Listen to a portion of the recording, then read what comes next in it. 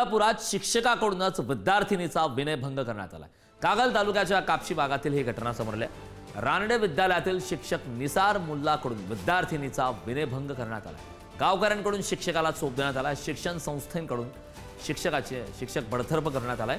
गेल्या काही महिन्यांपासून मुल्ला हे विद्यार्थिनींशी अश्लील वर्तन करत असल्याची माहिती मिळाली। मंत्री हसन मुश्रीफ यांच्या संबंधित शिक्षकांवर कडक कारवाई करण्याच्या आता सूचना देण्यात आल्या।